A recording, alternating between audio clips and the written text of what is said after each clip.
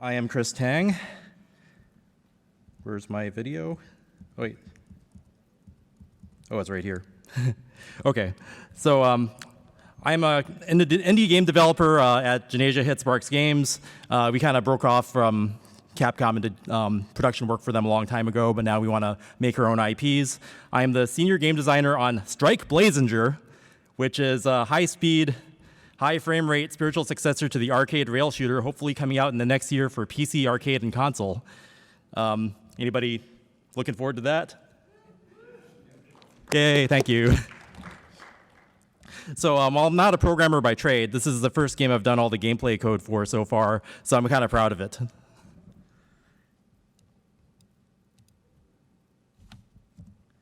And also that was recently released was FX Unit Yuki for the PC Engine TurboGrafx CD system. And soon to be available on Sega Genesis, Dreamcast, and Windows PC. I did some additional writing and design on that, and they're kind of like our character crossover partner. So the game or the character that's the main character in our game is a secret character in their game. Going back further, I have past experience working on many fighting games, with the Street Fighter franchise in particular for Capcom, as well as Primal Rage and Primal Rage 2, which was infamously canceled. I did a session on Primal Rage 2 that I recommend. People say it's pretty good, so it was a GDC talk on games getting canceled and how to live with it. I started in the 90s working at Tengen and Atari, working on stuff like that. I worked on Gauntlet 4 and Rampart and some other stuff. So yeah, I've been in the business a while, but I started when I was young, so I'm not as old as I seem. And in the mid-2000s, I worked at BPS, Blue Planet Software, who is the official agent and custodian of the Tetris IP. And I worked there as a design consultant at large and a designer on Tetris Worlds, which was an early basis for the modern, more approachable versions of Tetris that you see today. And my favorite design contribution to Tetris back then was this trailing shadow that I came up with for the hard drop mechanic. And before this was put in, pieces would just teleport instantly to the bottom, and you couldn't really tell what the hell was going on. So I thought it should have like a translucent shadow to help you kind of like know what's going on visually. It looks kind of cool too. So current games like Tetris Effect and Tetris 99 have retained this feature, so it makes me happy when I see it that developers are still using it, even though I didn't get to directly work on those games. And aside from game development, I have a background as a successful esports competitor, best known for being the Sega World Champion, as broadcast worldwide on MTV in 1994. And I'm 1990 Nintendo World Championships Los Angeles City Champion, so I got one of those awesome cartridges that you hear about. And I am the Hawaii State Nintendo Champion, just to name a few highlights. And incidentally, my game career was started when I was discovered at the Nintendo World Championships when I was still a kid, and I ended up working at Atari Tengen about a week after that. Kind of because I was plugging Tetris, I'm like, oh, Tengen, Tengen Tetris, I know that. So esports and Tetris in particular have led my life down an amazing path. So it makes sense that I continue to be involved in these spaces as a commentator and founding consultant for the Classic Tetris World Championships going on 10 years now. And as you heard before, I'm the voice of the Boom Tetris for Jeff meme, and I'll explain that later. But for now, I'll start with the most basic description of the Classic Tetris World Championships. So Tetris for the Nintendo Entertainment System was released in 1989, and it's become one of the most fiercely competitive versions of one of the most beloved games in the world. But there's a plot twist. Tetris for the NES does not have a two-player mode. So what do? Two old CRT TVs are placed next to each other, each connected to an old 8-bit Nintendo Entertainment System with Tetris game and controller. Two players play the game of Tetris at the same time. One player walks away, a winner. This version of the game was never intended to be played competitively this way. Yet, when recordings of these strange activities with ancient electronics are uploaded to YouTube, people watch. Our channel has grown to nearly 40 million views, and recently the viewership for our live events has grown exponentially. The Classic Tetris World Championships are truly an anomaly in esports if you break it down to its basics. Yet there's a lot more going on that's allowed it to become a beloved esports phenomenon. At its core are passionate players and fans who love playing a pure, classic version of a game that some consider to be perfect. We've evolved and improved the format as interest has grown, but it got us thinking. If we've been able to make a game that was never designed to be used for competition into something so compelling, maybe something important could be learned from it so that other great competitions, games, and esports may emerge. And that's why we're here. So beyond the basics, now we can pull back and see the bigger practical picture. We're now in our 10th year, having started from a small, humble community event held at a Los Angeles theater and have grown to be a sponsored yearly event season. Regional qualifiers held around the world expand our reach, leading to the World Championships in October. With the World Finals being held at the Portland Retro Gaming Expo since 2012, we've been able to grow alongside this event and help to make Portland an esports destination, leveraging its already strong retro gaming scene and culture. We've created a vibrant and friendly competitive community and grown a substantial following along the way, making it the most popular retro esport in the world, with most of our growth happening just in the last 2 years. So to understand how all this happened, it's important to know the retro roots of both the game and its previous competitive legacy. In 1989, Nintendo released their versions of Tetris for the 8-bit Nintendo Entertainment System and Game Boy. While these were not the earliest versions of the game released, they were the most widely distributed and heavily marketed versions of the game ever made and served as the first exposure of Tetris for a generation of gamers. Tetris would then go on to become one of the most played and loved video games around the world, as you probably know. In 1990, Nintendo launched the Nintendo World Championships and Power Fest. Featuring a stage show with giant screens and live announcers calling the action, this 30-city tour would challenge millions across the country and was the largest competitive gaming event held at the time. Loosely based on a fictitious competition in the movie The Wizard. Anybody remember that? Yeah, so it's like, yeah, Fred Savage. It featured a triathlon of games in which Tetris was the final and pivotal game that determined the outcome of the competition. As video games gained traction to become more mainstream in the 90s, this first NWC began an era where console manufacturers like Nintendo and Sega held massive multi-city competition tours where players of all ages could enter for free or low cost and play in a regional to qualify for a national or world title. Participants and champions of this era would later be involved in the interest behind and the formation of the Classic Tetris World Championships. So decades passed, and as retro gaming rose in popularity along with the growth of the internet, it was found that many people were still interested in playing classic NES Tetris. Information and media such as gameplay videos began to surface, and in 2009, Harry Hong submitted a video which earned him the first Twin Galaxies max-out score of 999,999 points. This led to the production of a short film about Harry by filmmaker Adam Cornelius, and this led to more interest in finding other potential Tetris masters. Because it seemed that after all of these years, one of the most iconic and widely loved games of all time did not yet have an official champion. What? So, NWC 1990 competitor Robin Mahara teamed up with the filmmaker Adam and producer Vince Clemente to hold a competition to answer this unanswered question. Who is the best Tetris player in the world? On August 8, 2010, the first Classic Tetris World Championship was held in the Downtown Independent Theater in Los Angeles, and we used the original NES console and the Tetris cartridge from 1989 and played it all out on CRT TVs. The short film Adam had started with now grew to become an award-winning documentary film, Ecstasy of Order, The Tetris Masters, which chronicles the road to the first championship and reveals what happened to original NWC champion Thor Ackerland.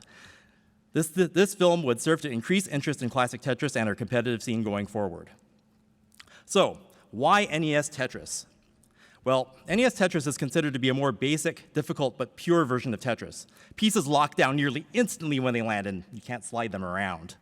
It's really strict. And there's only one piece in the next window. The basic left and right movement, delayed auto-shift behavior, rotation movement rules, and the like are simple but nuanced. We call it DAS, where you hold down like a spacebar on a keyboard, it'll go once, and then it'll go a whole bunch of times after that, auto-repeating. That's what we call DAS, and that's like something that you need to know to play NES Tetris effectively. So it has these mysterious design quirks that make it compelling and challenging, but in particular, the scoring displays a maximum of 999,999 points, with a total score being just on the brink of possibility. As such, maxing out Tetris is an effective, attractive, bucket list gaming achievement, and a milestone for Tetris esports hopefuls. We don't know for sure if this seemingly meticulous balancing was by design or a very happy accident, but many consider this version of Tetris to be perfect as a result. So if you are the programmer of this game out there watching, or know who is, please contact us because we would love to hear from you. So when a player reaches level 29, NES Tetris pieces fall at a rate of 1 line per frame, making horizontal movement nearly impossible, resulting in imminent death. This effectively acts as a kill screen and will instantly end the game for nearly any player. Only a difficult method of movement where a player hits the D-pad faster than 10 times a second to override the delayed auto shift called hyper tapping can allow for further survival. The kill screen behavior is unique to NES Tetris, and it cannot be played forever like classic Tetris variants such as Game Boy version or Tengen Tetris, which kind of lets you play forever because they're easy like that. The results of these mechanics create an imminent death situation, and round times are around 6 to 9 minutes at most in duration, which are a very good length for an esports match.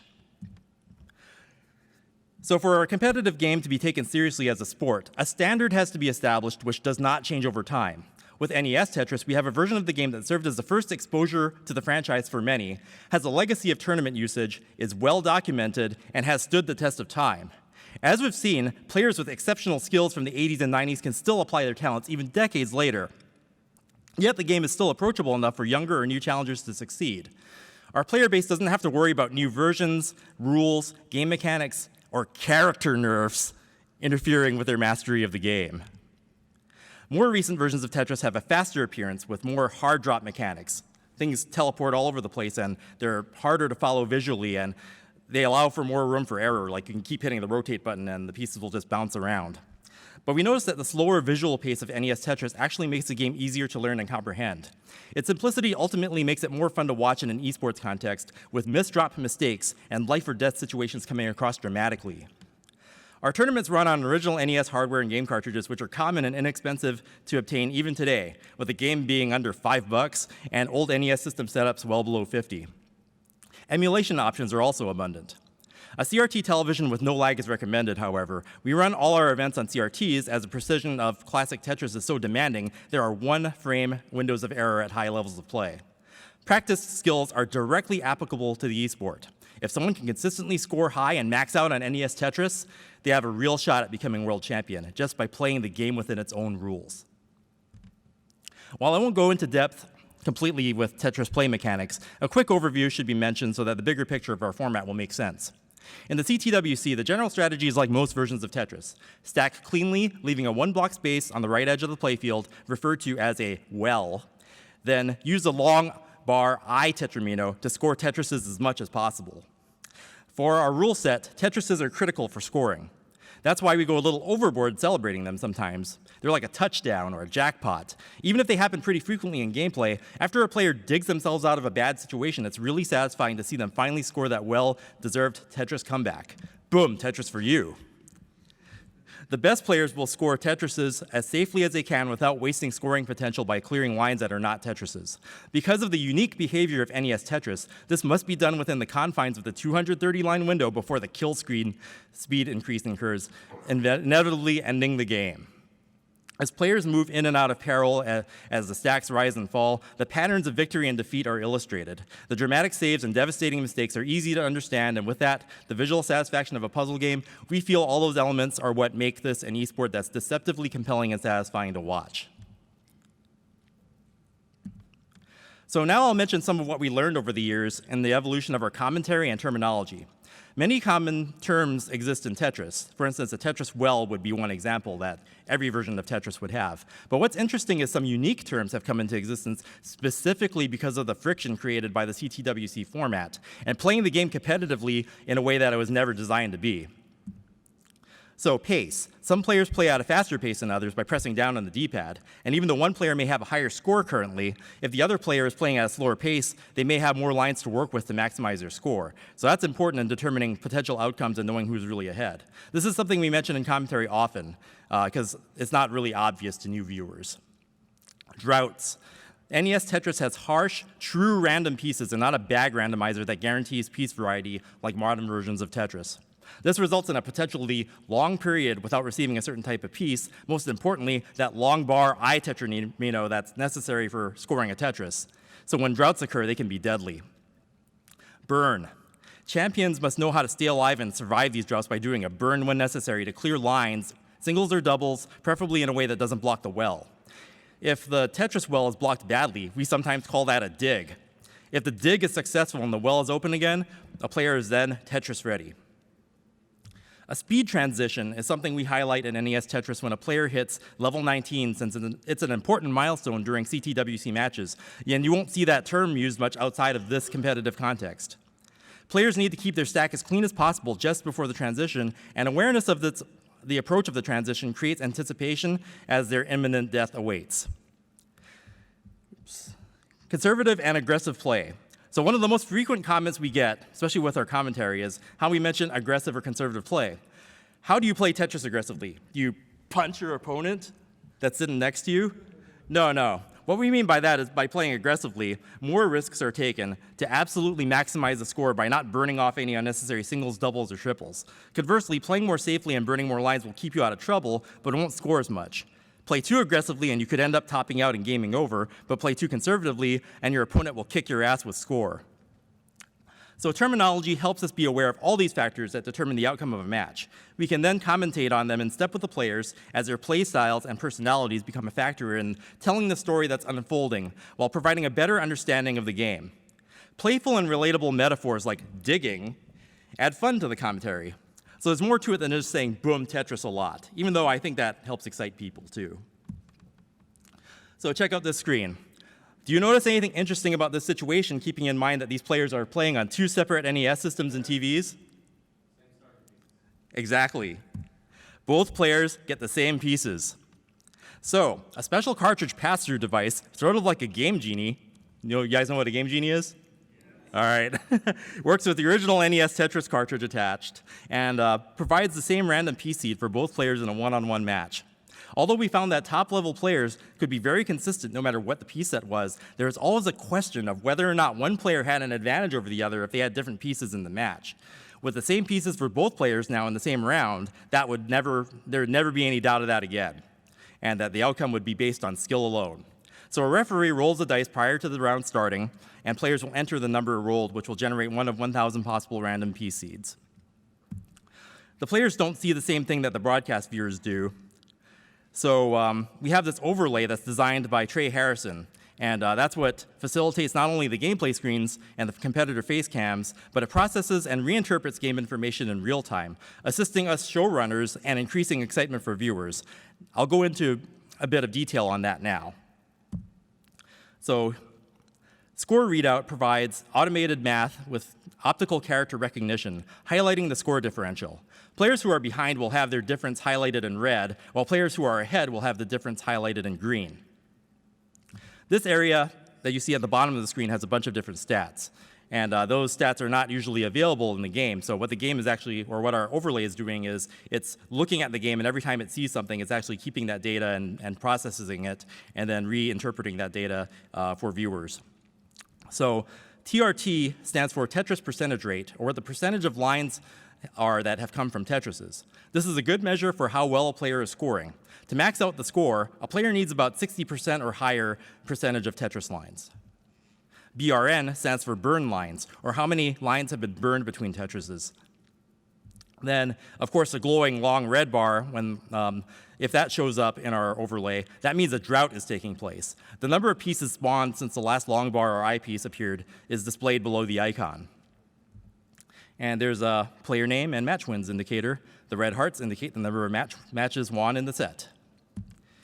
And this main gameplay area has a context-sensitive overlay that replaces dead screens and menus with logos and stats which improve viewer comprehension. Even more useful data and stats will be displayed here after a player tops out. And of course, the faces of the competitors are displayed nice and large, bringing the human element front and center, and they're always visible. So now to talk a little bit about the path to the championship for a player. We started this just as a yearly event, but now we hold regionals at satellite events all around the world. Following Portland Retro Gaming Expo's success came other gaming events growing in their own markets, such as Game On Expo in Phoenix, Arizona, and Retro City Fest in Southern California. As this network of local convention communities began to form, these up-and-coming shows became perfect sites for our regional events. Last year, we had 5 regional qualifier events in the US and partnered with Retro HK Gaming Expo for our events in Europe, Asia, and regionals in Hong Kong, Singapore, and Gamescom in Germany. While we continued the Classic Tetris European Championship, our first event partner, and that one's been going for a few years now. While participating in these regionals is not required to enter the World Championships, it's a nice throwback to the days when console companies would hold tours where anyone of any age could come and enter in their region and win a trip for their shot at the world title. And it's great to be able to give those kinds of opportunities to players once again. Growing our format while making the tournament more accessible and adding incentives for the players is a win for everyone involved. And these growing events, it's nice to have something that's kind of established at their show so people want to come out to it. So for our rules and format, qualifying is really simple. In the qualifying stage, players just play NES Tetris throughout the day and try to get the highest score that they can. They can either line up and make repeated attempts getting in the line again after they lose, or rent a station for a fee. These qualifying runs are literally just playing the stock game by themselves and trying for a score. And this one-to-one performance parity between practicing at home and qualifying makes it understandable and approachable for hopeful Tetris contenders, and is similar to the player versus player mechanics that are going to follow that. At the end of the qualifying period, the top scores, 8 for a regional or 32 for the World Championships, are rounded up and entered into a seeded bracket for the one-on-one matchups. The bracketed matches are a one-on-one score contest. Each player plays on a separate NES station. Games are started simultaneously, and they go for a score that can beat their opponents. There's no direct interaction between the play fields, but if you notice what's going on in that GIF, there's no garbage sending lines in like some versions of Tetris. However, players can keep an eye on their opponent's screen as a strategy if they so choose to do so, and can vary their aggression accordingly. Interestingly, I noticed that younger players do this far more frequently than the veterans. Games start at level 18 as it facilitates the highest scoring potential. Level 18 lasts until a player clears 130 lines, at which point it transitions and they advance to level 19, and the game speeds up dramatically with only the best players being able to survive at this higher speed. The game will stay at this speed, increasing in level and score values until 230 lines and the level 29 kill screen is reached, where the game soon ends. The drama and excitement escalates as players race toward their imminent top-out death. If a player tops out or dies, the other player continues playing until either they top out or they surpass the score that their opponent has achieved. So let's take a look at one of these match ends. This is from 2017. Just reaching level 26. Right. But he's at still this speed, might not be possible for him to catch up. You'll have to have a well set up now and just make all Tetrises. Do we have a potential now for a kill screen on our first match from Harry? There it is. So Harry hit the kill screen. No more lines. He's ahead. 60,000 point lead. Buko needs to make at least 2 Tetrises to catch up. And he's Let's see if he can do it. He's only got 2 levels to do it right now, 27 and 28. He's going to have to play super aggressive. Okay, well, he's going for the triple. He did a triple. Yeah, that's not going to be enough. He's going to have to go for a Tetris. It's Tetris or death at this point for Buko. Let's see if he can do it. I think he's going for the second well Tetris right now. He's going. Oh, he could be able to get it in. Boom! Tetris for Buko. Oh my God, he's right there. One more Tetris for Buko, and we could see it. Can he do this? Is he going? Oh, he's going for it. There it is! Tetris for Buko, level 29, kill screen. He has done it. Wow! So right here at the now just.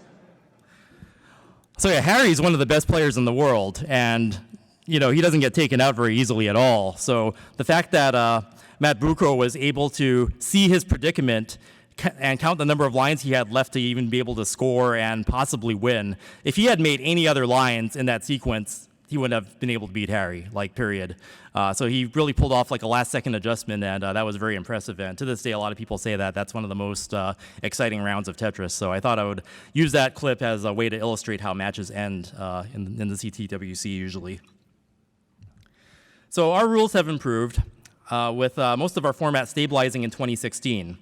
Our first year, we didn't have pre-qualified slots, or we used to have these pre-qualified slots, so if you had a Guinness World Record or a Twin Galaxies record, you'd get in automatically, but we've done away with that completely. We now have 40 slots, and all of them have to be earned on site, because if you travel to one of these things, you should have a fair shot like everybody else. We also had rounds for attempting highest lines before, and that started at level 9, which is super slow compared to what you see there. And we found that these phases took too long and didn't provide the excitement like the rounds that you make Tetrises in and that they're rewarded the most. Grand finals are now 3 out of 5 rounds instead of 2 out of 3, and that provides a more satisfying conclusion. Since these changes, we've seen huge improvements in our competitors' results and increased interest in our scene. We found that if players have a clear goal knowing what to practice for and the milestones for their growth, because those are universal across just playing NES Tetris, they're more motivated to practice and give it their best shot. With our qualifying scores constantly getting higher and higher every year and new contenders rising into the scene, it ends up being a metric for a global, practically viral skill increase on a 30-year-old game that would probably not otherwise get that kind of attention. So people are studying it and enjoying it more. It's very interesting to see that dynamic because not every game gets to have that. So it's almost like the game gets a second life from what we're doing. We stuck with what worked while continuously improved where we were able to, and running sort of like esports in this way as a learning process. And we're always looking for more ways to build. So our first year, we barely had game screens with labels. I mean, look at that janky pixel name. I mean, it's like barely acceptable. But this was back in 2010.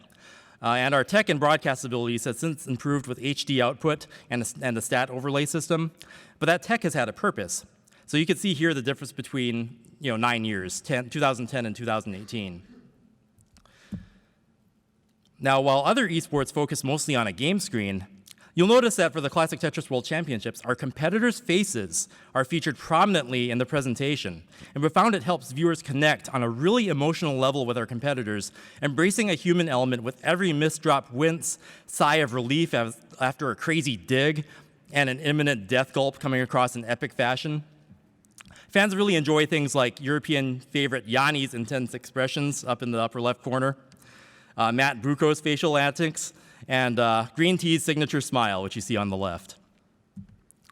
We've started to implement hand cameras to highlight the pure physical skill involved in maneuvers like hyper-tapping, and continue to experiment by adding new stats to the overlay, such as the Tetris percentage and burn counter, which help illustrate the complexion of a match better.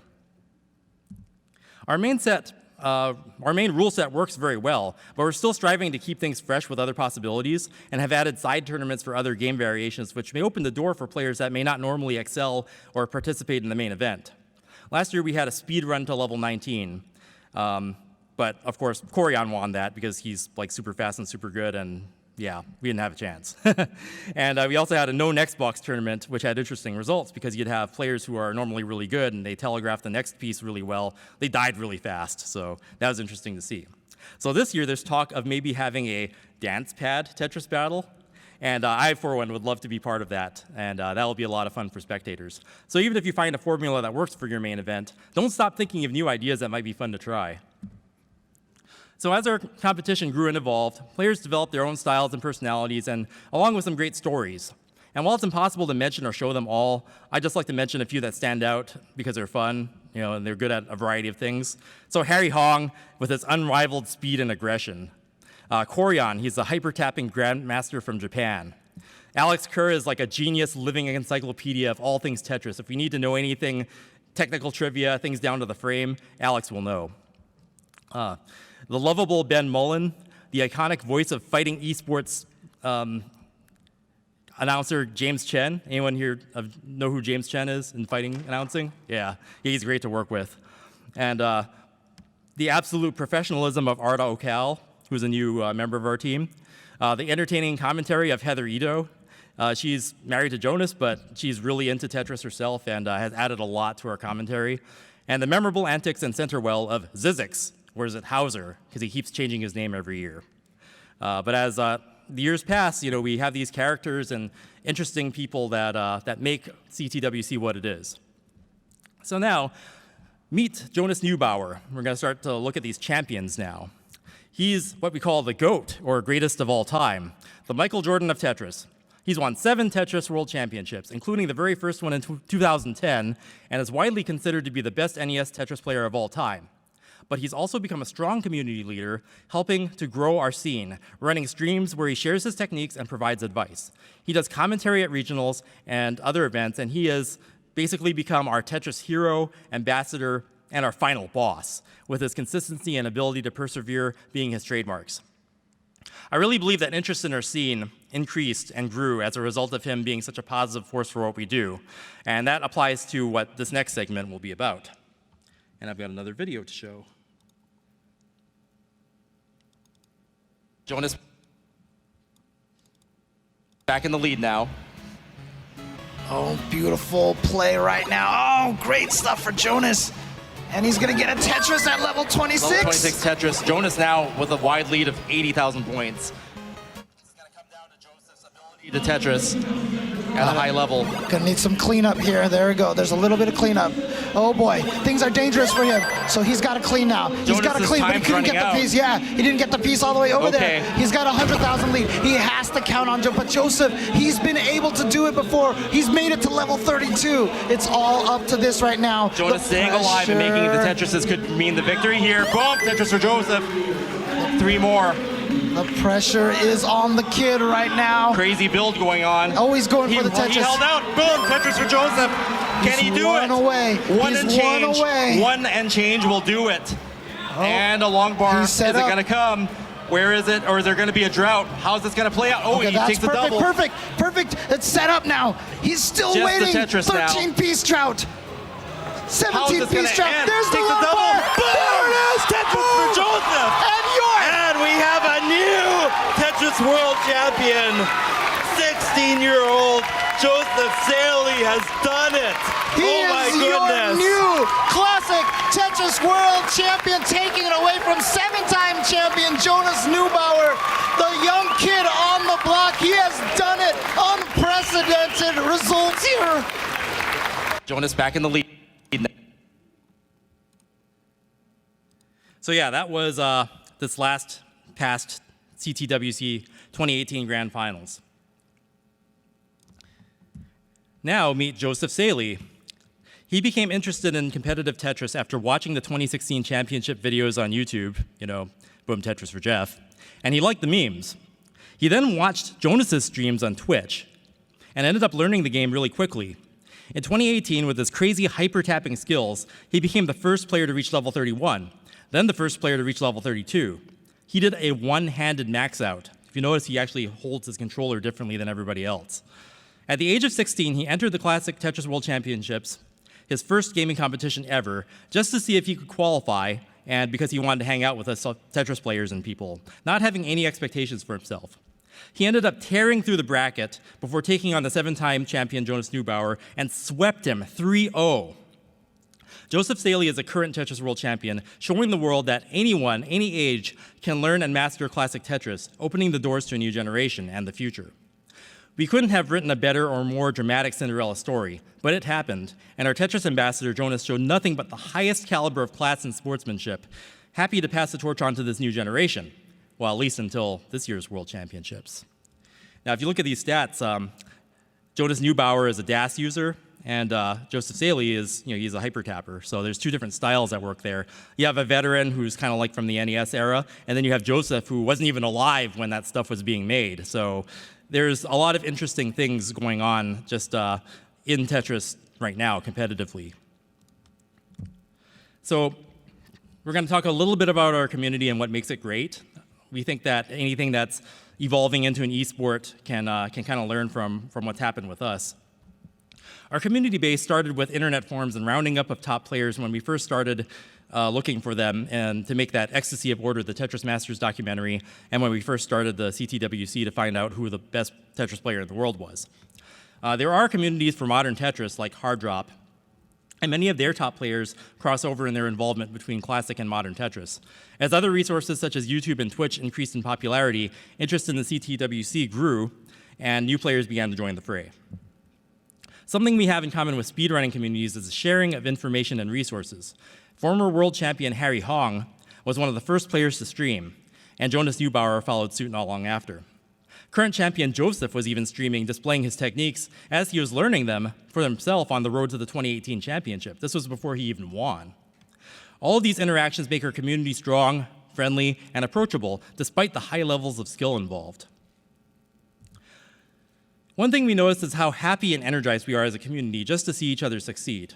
We have a quirky and fun culture. People new to seeing what we do seem to be attracted to it because we just seem like we're having a blast and we're also chill and sportsmanlike. Many people have commented that they just want to go to Portland to hang out with us and play Tetris and try to qualify, and they end up being contributors. Yeah, they end up being contributors to our community and become more friends to hang out with. And speaking of quirky, there's the memes. So most of you probably saw it on the way in or before, but just because this is going to be uploaded to the GDC Vault, I'm going to have to play it again. So this 2016 finals video with Jeff Moore and Jonas Neubauer went viral with nearly 10 million views, and this screenshot's actually from today. It's at like 9,950,354. So it's like this weekend it's gonna hit 10 million. I was really hoping it would hit it before today, but like I even told like our social media people, it's like, come on, get on the horn, tell people to go to bang on that link to get it to 10 million. It'll happen. It's okay. But this is what started more it all. Tetris than you can handle. I apologize. Jeff, and now Harry on top. Okay. Boom, Tetris for Yanni and Tetris for Jeff. Jeff with a Tetris. And boom, Jeff. Yep. Boom, another Tetris for Jeff. Boom, Tetris for Harry. Wow. Boom, Jeff. Tetris for Jeff. Boom, Tetris for Jeff. Scores are neck and neck. This is a very neck and neck match. It's very neck and scores neck. are going to be neck and neck. Again, neck and neck. Like they're both getting the same placement. Very fortunate placement. Very neck and neck. Neck and neck, Burn a neck few and neck, pieces. neck and neck. We're going to be neck and neck. We have our first qualifier win. for the quarterfinals. Jeff advances. Corian now advances into the top 4. So we've got our top 4 decided. 3, 2, 1, go! Boom, Tetris for Jeff. All players neck and neck. And nerves aren't a factor from the newbies in the final. Boom, Tetris for Corian. So now we're neck and neck. Boom, able Tetris to- for Jeff. Boom, Tetris for Jeff. Boom, Boom. Tetris for Jeff. Harry and Jeff. Harry taking the first round. And we continue with Jonas versus Corian. Neck and neck. Yeah. Neck and neck. Yeah. It's not. Oh.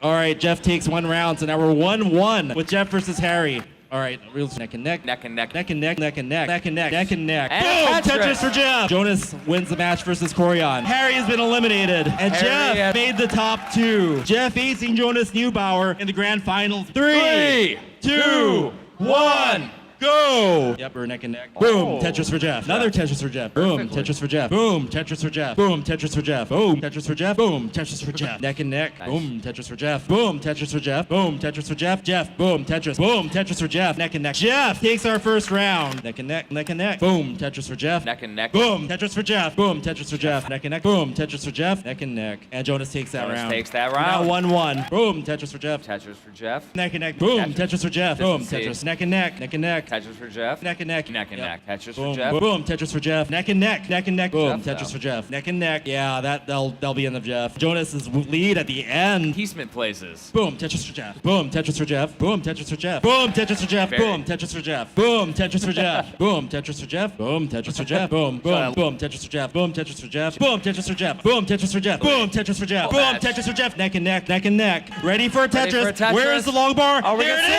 it? Boom, Yeah. Tetris for Jeff. Neck and neck. Boom, Tetris for Jeff. That's It's so not clo- gonna happen, guys. Oh. And your winner, Jonas Neubauer.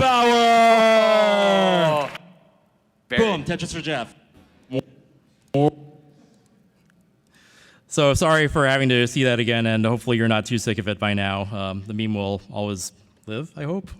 So boom, Tetris for Jeff, caught on as a meme. Most of the 15,000 comments on the 2016 finals video are boom, Tetris for Jeff, or some variation. And then there's these compilation videos. I need to thank Procrast for making that, because it really sort of, I don't know, condensed everything that was great about Boom Tetris for Jeff into one video, and it's the best one out there.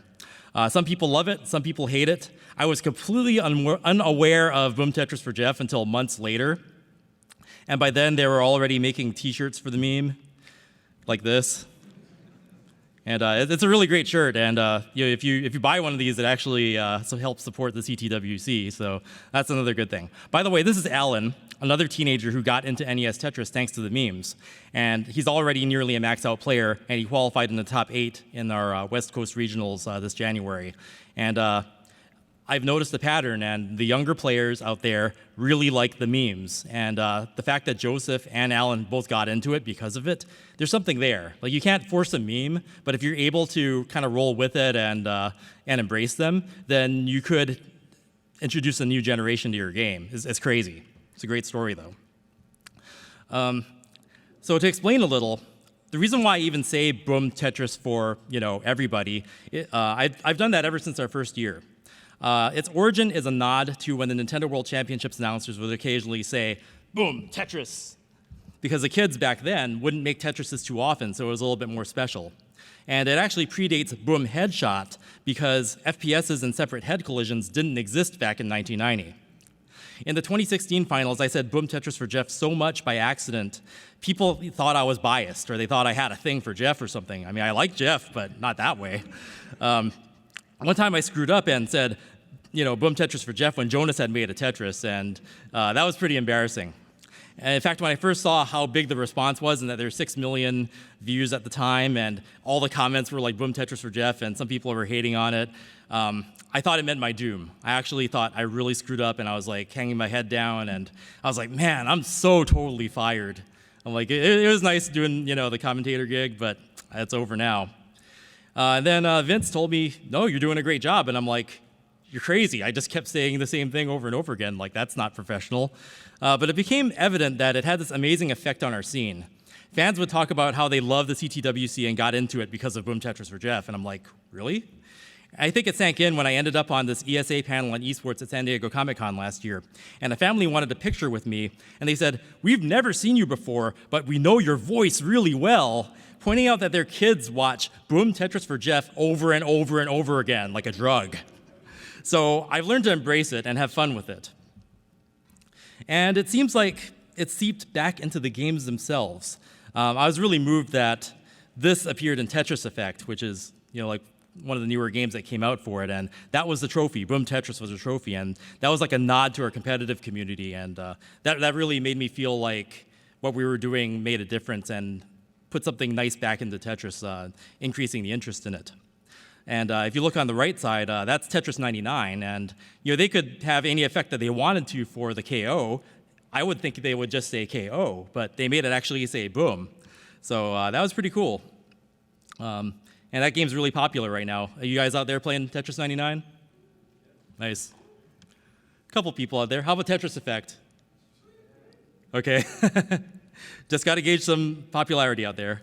So when any kind of Tetris is now seen, especially on the internet, the common reaction is like Boom Tetris for Jeff now. I was watching the Nintendo World Championships, I think it was 2017, and they had Tetris as one of the games, and the chat room was just like Boom Tetris for Jeffing in there, and Jeff wasn't there, so... We've got other memes like Neck and Neck and Peaceman Places, but they aren't as universal and well-loved as Boom Tetris for Jeff. And here's some of the comments that showed up on the YouTube video. That meme helped to get people watching competitive Tetris, but a funny thing happened. People would stay and watch the whole thing, not know where the time went. That was a common thread in the comments. The sticky attribute where people click on the video and end up watching the whole thing, we think it could be the cause of the YouTube algorithm recommending our videos, like the 2016 finals, over and over again and expanding it to a wider audience because I guess they know what people actually watch. And many viewers would then get hooked and go and binge watch the rest of our videos. So the meme just did great things for us. Now to go to sort of like a darker side of where we were, we almost didn't survive. Like this, the CTWC came on the brink of being just ended because after our first tournament in 2010, we wanted to continue it, but it takes money and it takes resources and time, and people have to work hard on it. And our second event in 2011 took place at USC Los Angeles, so we didn't have the kind of foot traffic that we do at, say, Portland Retro Gaming Expo, and not a lot of people knew about it, and it cost a lot, to rent out a venue and to run everything on your own. And we did have help from EA, who was a Tetris licensee at the time, but it was just like insurmountable. We didn't think that we'd be able to do one in 2012. Things looked grim, and it looked like we were going to top out and game over. But we were saved by a miracle. For our third year, we were encouraged by Chuck Van Pelt, who runs the Portland Retro Gaming Expo, to have the event at his show, since some of our founders, like Adam and Robin, were local. So we gave it a shot. And I didn't want to go there because I was just like, man, I'm going to like all these anime cons and all these video game events, and I didn't want to have to go to another state to do this thing. But I was like, you know what? I like what you guys are doing, and I felt a connection to it. So I went up there and I slept on Adam's floor, and I'm like, all right, I'll go and commentate your thing. So I went there, and I went to the Portland Retro Gaming Expo, and I freaking loved it. Like, all these retro games, I just bought all this stuff that I couldn't get anywhere else, and I liked the culture and what they did for retro gaming there. So even if I didn't have this gig, I would just go there just to go and have fun at the expo and hang out with my friends and stuff. So great show.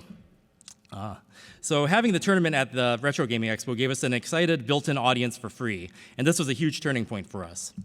Because with the CTWC now having a permanent home, we didn't have to worry about the venue and the other logistics, and it freed up our time and resources to focus on what mattered most and expand and improve the tournament. So they experienced, the Portland Retro Gaming Expo experienced a huge surge in growth around that time, and we were able to grow with it. As interest in the CTWC increased in recent years, more people are now traveling Portland specifically to compete in and spectate the CTWC. Symbiotic relationships can be pretty awesome.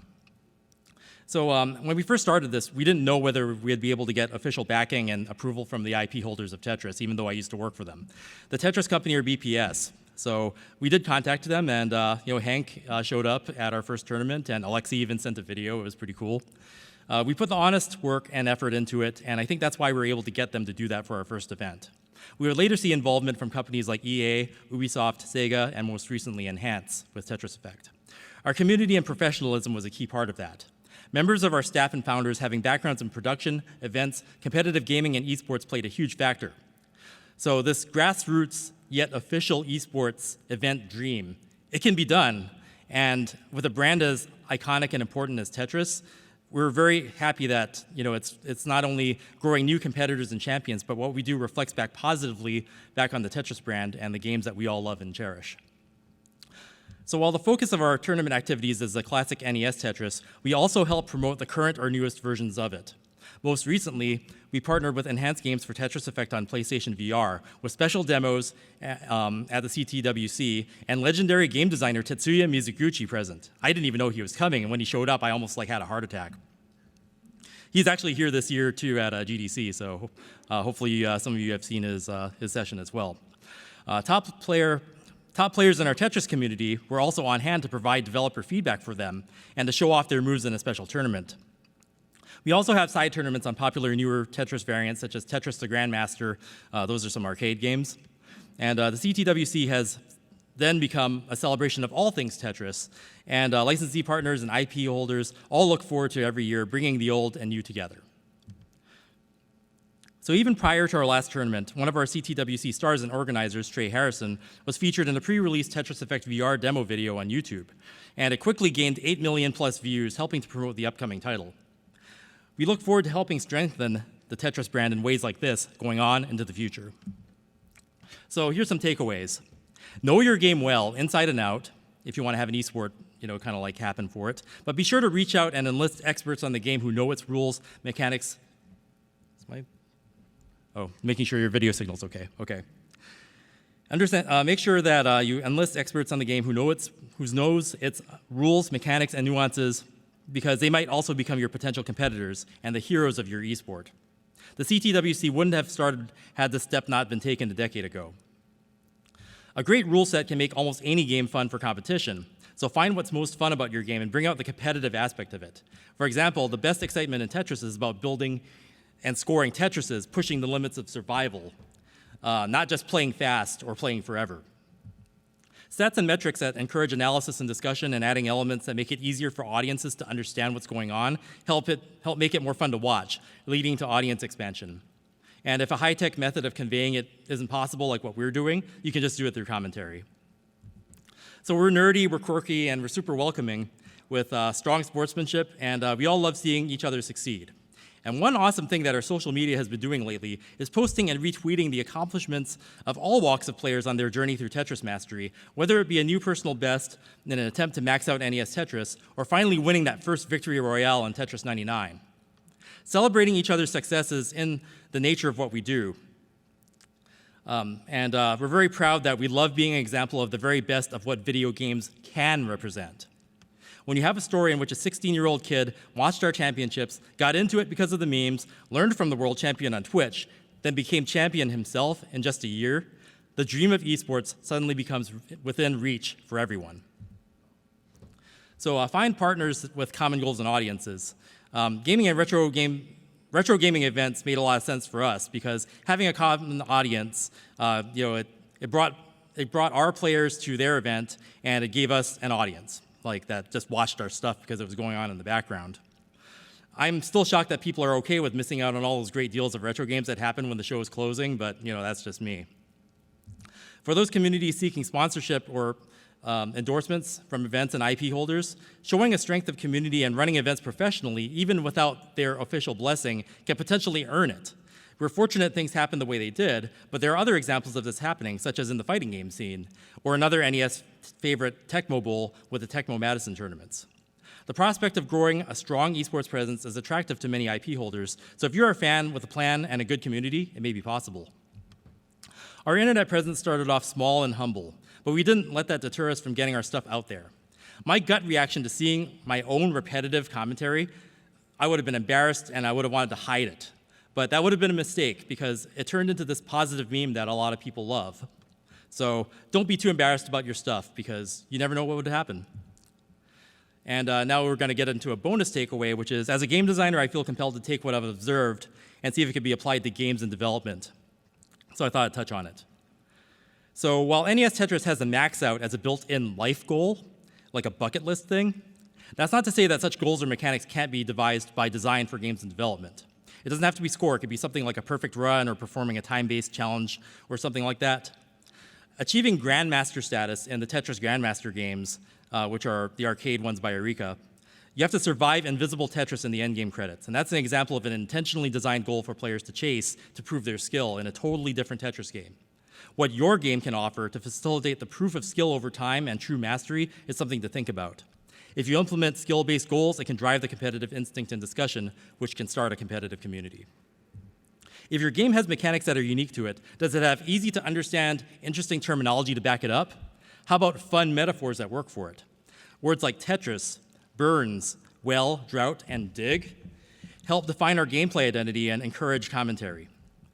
In sports, celebratory verb terms like touchdown, slam dunk, and goal from soccer are all iconic. We've got, boom, Tetris for Jeff, which is great because it can be an encouragement, explanation, or exclamation, or just a celebration. So what terms and language does your game have, and can it be improved for esports viability?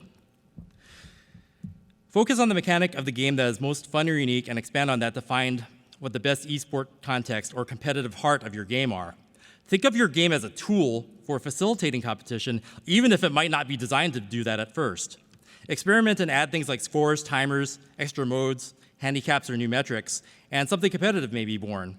If you have no two-player or versus mode, well, what if you put two setups side by side? Having a score time or time race usually works even in the worst case scenario, and that's what we did in the 90s when we had these big, massive console gaming competitions.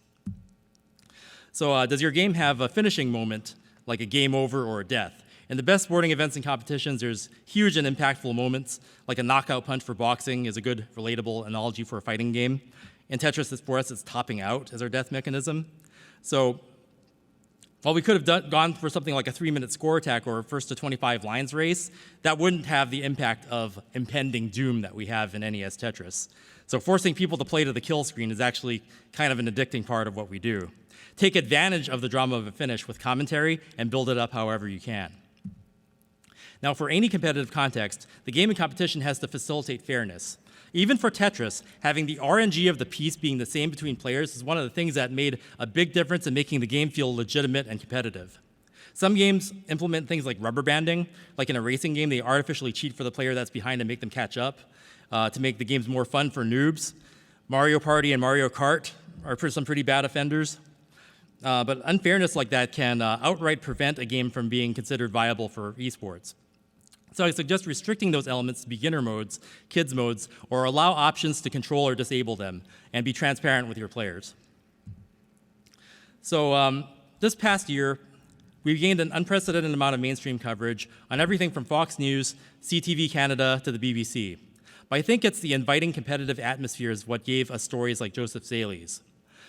As a video game champion myself, starting out as a kid, being inspired by TV shows like Starcade and other classic gaming competitions, that's what allowed me to find my path to success in life, and now to be involved in the CTWC and seeing it inspire a new generation of champions, it's really like a dream come true. I feel like I've come full circle. So if you have a game franchise or IP, or are involved in a games community and want to grow an esports presence, it's a wonderful opportunity to create something positive and life-changing. In closing, NWC champion Thor Ackerlund said something to me that stuck with me. He even said it in the Ecstasy of Order movie, and I'd like to expand upon it a little here. Of all games, Tetris is the most like life. Death is imminent. Life isn't fair. But if you can deal with what they give you and break through, that's what makes you a winner. So here's to a healthy stack. May your long bar droughts be short, and when the pieces fall into place, may all your VR Tetrises go boom. Boom, Tetris for you. We're always looking for new sponsors, so if you have an IP and are interested, contact us and via email as seen here at tetrischampionships@gmail.com. And if there's time, I can take questions. I think I've got about 5 minutes left, so go ahead and approach one of the microphones.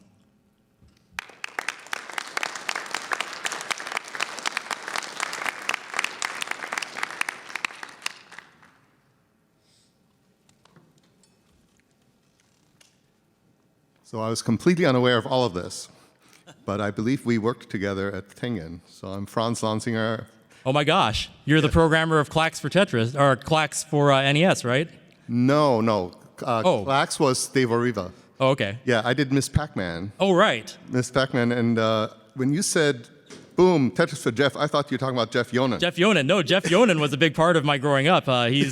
He was an inspiration to me. I kept seeing his name on all the shooters in the back of EGM, and I wanted to be just like him, and I loved hanging out with him, and he designed those mazes in Ms. Pac-Man for you. I remember that. Yeah, he did. And I think we went to the 1989 championship. And I remember Jeff... I first met Jeff at the 1990 Nintendo World Championship. Oh yeah, so I think he had a problem with his controller. Right. He slammed it down on the ground. Swung it around above his head. Oh yeah. Bashed it against the station at the Nintendo World Championships on stage, and he had to get escorted off stage and out of the venue. And I think he got banned from all Nintendo events after that. It's very a shame because he was one of the top players. He really... Yeah, no, he's a really good player, and I remember that was my first exposure to him. But we became great friends, and he's not the Jeff. Jeff Moore is the Tetris Jeff, but Jeff Yonan holds a very special place in my heart, and I really hope I get to hang out with him and work with him some more in the future. Anyway, I don't have any questions, but I thought I'd say hi. Yeah. Hi, Franz. Good to see you. You touched a little bit on this, I think, but do you have any suggestions for how to make esports approachable to folks that'll never be a world championship, but they still want to compete and play and have a good time? Okay, so what you can do is you can have side tournaments that aren't the core tournament. And maybe you don't let the top tier players enter that one. And like I mentioned, there's like a dance pad battle for Tetris. Like the people who are like super good at Tetris probably aren't going to be the best at that, but the dance players might be really good at it.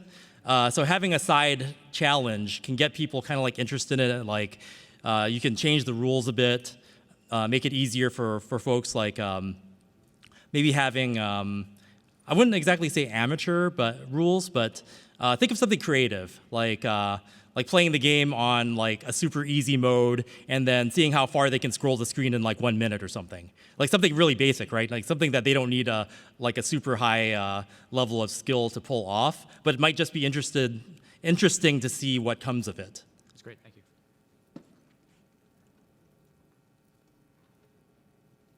Any other questions? Anyone just want to come up and make me say boom Tetris for them? Okay, well, thanks for coming to my session. I know that there was Devil May Cry and some other stuff going on. Thanks for coming to Tetris. We're going to continue, doing our event every year, and hopefully we'll grow and inspire more kids to, stay off of Fortnite and stay off the streets and, play some competitive Tetris. So, boom, Tetris for you and Tetris for GDC.